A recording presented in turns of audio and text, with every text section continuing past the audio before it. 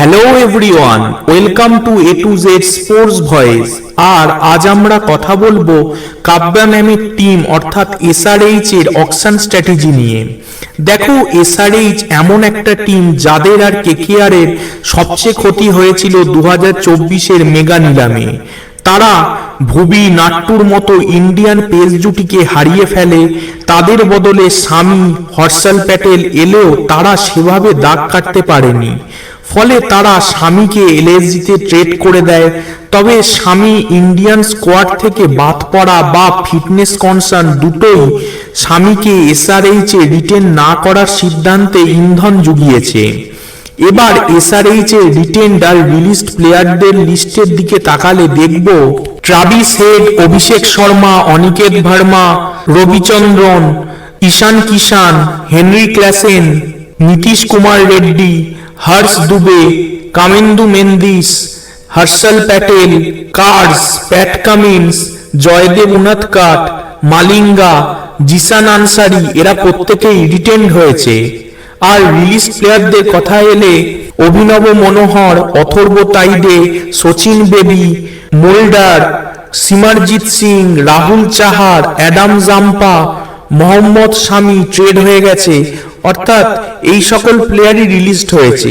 দলে এখন রয়েছে মোট 15 জন প্লেয়ার, 2 জন ওভারসিজ প্লেয়ার আরো নেওয়া যেতে পারে, আর হাতে রয়েছে 25,50,00,000 টাকা। এবার রিটেন প্লেয়ারদের নিয়ে একটা ফার্স্ট 11 বানালে ওপেন করবে অভিষেক শর্মার সাথে ট্র্যাভিস হেড, নাম্বার 3-এ ঈশান কিষান, নাম্বার 4-এ নীতিশ কুমার রেড্ডি।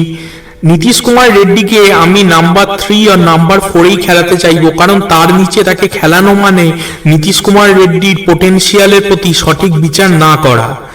নাম্বার 5-এ আমি রাখবো হেনরি ক্লাসেনকে as a wicket keeper. Number 6 আর 7-এর পজিশনটা আপাতত আমি ফাঁকা রাখছি।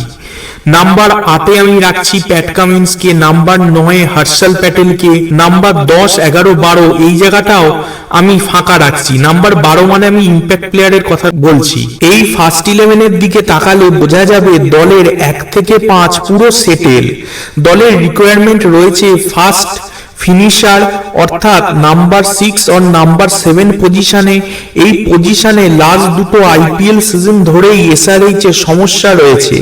এক্ষেত্রে Jason Holder, Aaron Hardie, Livingstone এরা অপশন হতে পারে ফরেনারদের মধ্যে। আর ইন্ডিয়ানদের মধ্যে কার্তিক শর্মা কিংবা অভিনব মনোহরও ভালো অপশন। অ্যাকচুয়ালি তারা অভিনব মনোহরকে ঠিক পজিশনে না খেলিয়ে বা বলা চলে ঠিকভাবে না ইউজ করে রিলিজ করে দিল কেন, যেখানে তাদের হার্ড হিটারের দরকার আছে আমি বুঝলামই না। সেকেন্ডে এসআরএইচ এর একজন ইন্ডিয়ান স্পিন বোলারের খুব দরকার। সেক্ষেত্রে তাদের টপ টার্গেট হতে পারে রবি বিষ্ণয়ের মতন কেউ। এসআরএইচ এর ক্যাপ্টেন কুলদীপকে দলে ফেরাতে চেয়েও পায়নি।